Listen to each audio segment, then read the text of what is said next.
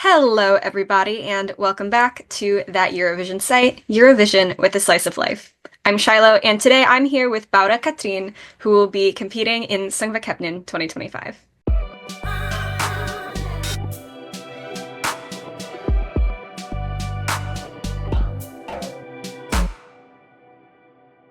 Hi, Yeah. Hi, how are you? I'm good. How are you doing today? I'm doing fine. Just fine. Yeah. Ah, So, first off, just can you tell us a little bit about yourself and what your music career has been like so far? yeah, sure. So like you said, my name is Bára Katrín and I'm 19 and born in Akranes, but I've lived in Reykjavik my whole life. And my music career has not been long, but I've always been a huge fan of music and always wanted to work in music. And I'm in a band called Dora and the Dates, and we've been competing in Battle of the Bands for a few years now, 3 years, and we got third place in the third time. For like the third Ooh. time we like competed, which was really fun, finally placing. Um, but this is a dream come true. I've always wanted to compete in Söngvakeppnin, and it's just you really can't believe that I'm here, and it's just I'm so just filled with like gratitude, and it's like I can't even put it into words. It's crazy. Yeah. Uh, So, did you always know that you wanted to be a musician? oh, it was kind of the only thing I really wanted to do. It was like I could imagine doing, and I still can imagine doing a few other things. But it's like when people say like, "Hey, what is your dream?" I'm like this. Like this is the only thing I like dream of doing. So I feel very fortunate to be able to do it at least for a few months right now. Yeah, yeah. So let's chat about your song a little bit. So you're Yeah, participating in Söngvakeppnin. This is your first time, right? yeah. This is my absolute first time competing. But my band, Dora and the Dates, we submitted a song when we were 16 years old, and very obviously got denied. I think, based on how young we were. But it's really, really fun to like finally be able to be a part of it. Yeah. Yeah. So tell me a little bit about your song. Yeah, definitely. So the song in Icelandic is called Rísum, or in English, Rise Above. And the story behind the songwriting process is that a woman called Steinun Ása, she contacted the songwriter of the song and was like, "Hey, I want to use Söngvakeppnin and Eurovision as a platform to open a discussion about violence against disabled women." And she has been making content and TV shows about being disabled herself. And she's an amazing woman. And so she contacts him. He contacts another songwriter, and they two contact the third songwriter, who comes in and takes like an interview with Steinun. And based on that interview, the lyrics for the song are made. So it's all about her experience and the hope to rise above the violence and stand together. And then after the song being written, that's when they start looking for someone to sing it. And that's where I come in. So it's just a huge honor, really, to like have a song that has this message. Really, like really, really powerful. Yeah. And so how did you get involved? Did the songwriters reach out to you or? Yeah, it was really really weird because I hadn't signed up for anything. I didn't send in an application for the contest. It was just I got a call. I got a call on some Sunday evening, like, "Hey, we have a song, and we heard you're a very good singer." And I'm like, "Whoa, who told you that?" But apparently they saw some videos of Dora and the Dates playing or like competing in Battle of the Bands. They had like seen some videos of that competition and seen me sing there and started asking around. And I guess someone recommended me and they got in contact with me, and um it was a crazy Sunday, the craziest Sunday I've had like up until now. Oh, I'm sure. I'm sure. Yeah. It's like the call that like changed pretty much everything. It's like, hmm whoa. Yeah. Uh, Yeah. yeah. Yeah, so that's your song. Yeah. Is there anything that you can tell us about the live performance right now, or is that all a secret? Mm. Oh, what I can tell is that it's supposed to be very powerful. It doesn't confuse you with like confetti balloons over here and here. It's not that kind of performance, but it is very sincere performance. And I actually have like on stage the background singers are members of Dora and the Dates. Oh, that's So great. so I got to have my best friends with me, and I feel such strength having them. So it's a very much just um, like standing together, rising above, instead of like crazy dance performance. That, but it's I wouldn't. It's not lazy. I don't want to give that impression, but it's Sure, just sure. it's not like the showy performance, But it's supposed to be powerful. Yeah. Yeah. All right. Well, we are definitely going to look forward to it. Now, Thank have you. you listened to the other competing songs at all? I have. I have listened to them a few times, and they're very good. I know it's a very tough competition this year. Hmm. So the only thing I'm kind of thinking about is just like it's a very difficult competition, but if the message gets across, that's the only thing I can hope for, rather than winning. Yeah. So, And so, do you have a favorite of the other competing songs, or just anybody that you're excited to share the stage with, or? ooh, oh, I am. So it's like we have so many different like personalities and very different songs in the competition this year. I'm very excited to see Stepiak with it. He has like a metal song. It's really interesting. And and then we have Birgo, she's an amazing singer, and Bia, and then we have August. He's like he's like a standalone boy band. He's like he I feel like he should be in One Direction. It's like something tells me he's just one member of One Direction. Um and then of course we have like um Disa and Julie Heiðar, and they are like really much in the Icelandic music industry. So they know what they're doing. So it's like I don't know, I can't even choose. They're all like really, really talented. And then we have Tinna from the north of Iceland. She's this bomb, just real full of sparkles and showbiz and everything. She's amazing. So like I don't know. I can't choose anyone. Have you met any of them yet at all, or? I met it's yeah, I met all of them. So when it was all like announced who was competing, we were all watching together. But so Yuli and Lisa, they were like on a trip somewhere else. So I haven't like met them up close. But it's very funny because like a year ago when I was in high school, there was like a singing competition for the high schools in Iceland, and I was competing, and he was the like famous musician who came and Hmm. did like a huge number. And now all of a sudden we're sharing a stage not a year later, and it's crazy, and I can't comprehend it in any way. So I'm really excited to like meet them like for the first time. So they're amazing, I think. Yeah. Very fun.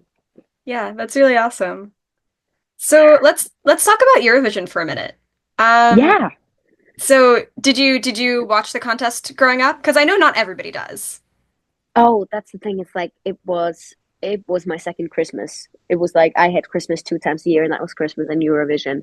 And I've been just like following ever since I can remember, and it's just been like a huge dream of mine to be. It's kind of been the only dream, and it was very fun. Like telling my best friends, I started asking the questions like, "Hey, if you think about me, what do you think would be my like, biggest dream ever, just in life?" And they were like, "Probably Eurovision or something like that." And I'd be like, I gotta tell you something," and then they would just like freak out, because it's just such a big like part of my like growing up Eurovision and everything. I love it. Yeah. So do you have favorite Eurovision songs from over the years? Oh yeah, I love Jedward from Ireland. They had like two entries, and that was amazing. That was One Direction just in like two brothers, and that was amazing. And then I would say Rise Like a Phoenix in 2014, and oh, I gotta say Måneskin 2021. They were like Yeah. it was the I remember it was the first time I had like picked a country to I'm with you guys, because most of the time you just watch and then you like have a few favorites, but that was like I want Italy to win. It was like for the first time I like chose them, and then they won. I felt like I won Eurovision at that year, but it was very fun. Yeah, well, Måneskin is really cool for me because so they're the same age that I am. Oh, And really? so like watching them and having to be like, oh wow, like these are like they were, I guess we were like 2021 at the time. Like, oh, these Yeah. are people like my age and they're going and winning Eurovision. That's crazy. And then also to Yeah. see how their career has totally exploded since. Even in the States, they're a big name, Yeah. which doesn't Oh, it's happen with crazy. Eurovision usually, but they just Not a lot. exploded. Oh, it was crazy. They had something new, something we hadn't really seen in a few years, and now like Damiano's, he's like going pop. He's like Mhm. turning like rock and roll is he's give putting it on pause, and I'm really excited to see what he's gonna do right now. So Mhm. just and the band is on a break, so it's like I'm really excited to see what's gonna happen. Yeah. Yeah. So So that's like favorite Eurovision entries, but more generally in terms of the music that you like to listen to, like who would you say Mm. you look up to in terms of musical inspiration? I know it's basic to say it, but for real, it's like Taylor Swift. I love her with my whole heart. It's just like because she's just so honest in her songwriting, and I really like that about her. She has never like tried to be anything else. She has just been exploring different music genres and not let anything stop her. And I really admire that, not being stuck in just like one music genre at a time. Because I admit I do get bored of artists who I feel like put out the same album just in different words in 10 years. I want to see the artist change, and I feel like she really does that. So I look up to her for that aspect and also just the songwriting process. I think so, yeah. Yeah. Yeah. So what would you say your favorite Taylor Swift era is? Okay. Ooh. So I think my favorite Taylor Swift era must be Reputation era. I Okay. I don't know. It's just like, oh, it's just so cunty. It's so cunty. It's like I love it about her. And I don't know.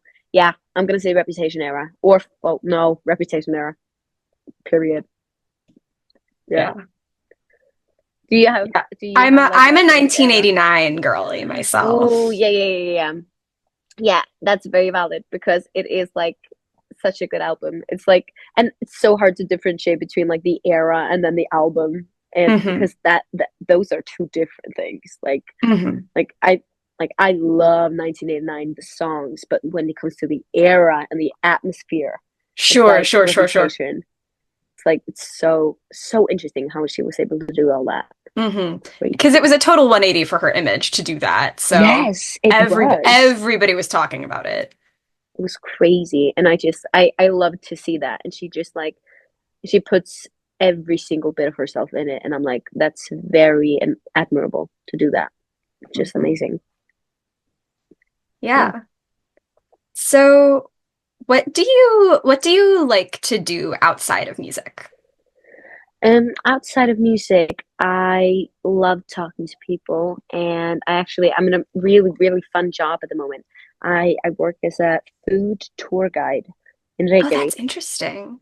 Yeah, and it's so fun. So what I do is I pick up tourists from just the like concert hall in Reykjavik, and I walk with them around downtown Reykjavik, and I show them just Icelandic food cuisine. So foods we've had to eat for like hundreds of years, and then just something new and home cooked meals, lamb and Arctic char and everything, and ice cream, and it's so fun to make them experience what I've been eating since I was born, and it's just amazing. Yeah. So what's your favorite Icelandic food to show people? Oh, my favorite Icelandic food to show. So for me to show them, it's gonna be the fermented shark because I love to see the faces of the tourists when they like do the fermented shark. But I would say my favorite just piece of Icelandic food would probably be either something called plokkfiskur or fish mash, or kjötsúpa, just like a lamb meat soup. And it's just like such like homey foods and very warm on a cold day like this. Yeah. That So, honestly does sound like a great job. My yeah. day job is also sort of in tourism, so I work at a museum here. Really? Oh, So yeah. it's also a lot of this like telling people about what's good locally and things like that. Hmm. So it's fun because you get to meet all sorts of different people. Oh, yeah, definitely. It's so fun to just like get to know people from all over the world. And I don't know, it's just crazy. It's opened my mind up so Hmm. much. Like, wow. Yeah. And of course, Söngvakeppnin and Eurovision would be another gateway for that, for meeting people from all over. I mean, here we Oh yeah, are. that oh, here we are. It's like it's crazy just to like even like I can't even fathom that it's within reach. It's like it's so far from my imagination that like and I don't really say, "Oh my God," I don't mean it in like I don't believe that my like performance could win. It's not like that. It's just like Mhm. so unfathomable that it could go that way. So it's just like Söngvakeppnin and over. But the fact that it is, if you win Söngvakeppnin, you are going to Eurovision, and that is crazy to me. To just being like two steps away, even though I don't make it there, I was still two steps away, and that is making like 5-year-old me losing her shit. Yeah, It's like I'm sure. it's like crazy. So yeah. Yeah. Yeah.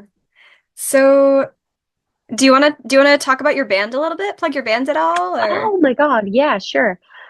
So my band we're called in English we're called Dora and the Dates. In Icelandic we're called Dora og Döðlurnar. Um, And so I've been in the band since the beginning, so it's 6 years now. It's we're on our seventh year, and gradually we've been like mixing out people and players, and now we've got a really solid group. It's an all girl band. We're a girl rock band, and it's really fun. And they're like absolutely my best friends, and it's really funny. Not really funny. It's really fun. We're actually giving out a song 2 weeks after the final of Söngvakeppnin. So we just like we are getting the opportunity to speak about the band on like on a pretty wide scale for the first time. So we were like, okay, we're gonna use that opportunity and give it a song, and maybe it'll work out well. So no matter how the competition goes, at least someone will maybe start listening to us, and they wouldn't have if we hadn't like been in Söngvakeppnin. So I'm really excited for releasing that song. yeah. That's awesome. So you guys must have started pretty young, if it's Yeah, been so almost 7 years now. yeah, I started when I was in I just finished seventh grade. So I was 13 and I'm 19 now. Um which is crazy. And then it's I don't know, I almost can't remember my life without being in this band. It's just like been such a huge part of me, and it has helped me grow into like being like better at communications, because in a band you have to communicate with like so many factors, and everyone in the band has to feel appreciated, and they have to feel like the drummer has to feel like we are listening to her, and the piano has someone has to hear the piano and the bass, and it's just like it's not just the singer and the front man. It's a combination. It's a group project. So it's been a 6 year long group project, and I love it. It's the best thing ever. Oh, Yeah. So just last thing here before I yeah. let you go. A lot of people are going to be discovering you and your music, for the first time through Söngvakeppnin. So what would you like, if any of those people, what would you like to say to the people who are watching this? Oh my God. Hey, good to see you. I hope that I really hope that you find some of my or my band's music enjoyable, or that you feel like um this is something you can maybe connect to or relate to, maybe if you don't even understand the language. But we have some English songs on the way. So maybe even if you don't understand a word, you can just stick around until the like English versions come out, and then you can be our friend and hang out with us and stuff. So like I don't know, I would just be really thankful. That's the only thing I could ever say. Yeah. So where can people find you online? Oh, they can find me just on Instagram under like Bára Katrín, on Spotify under Bára Katrín. The similar thing just with TikTok, everything like that. On Spotify, of course, you can find the band under the Icelandic name, which is D like Dora, and then and here comes it D and then like O with like two dots over, Hmm. and then like D with a line over, and then Lurnar. Maybe we can write it down somewhere. Yeah, Well, I mean, I think that's that the if I think Icelandic that if language. folks are watching this YouTube channel, they know at least a little bit about how the Icelandic language works, right? Because they've been watching Eurovision. At least that's what I would hope. Yeah, I hope so. I hope so.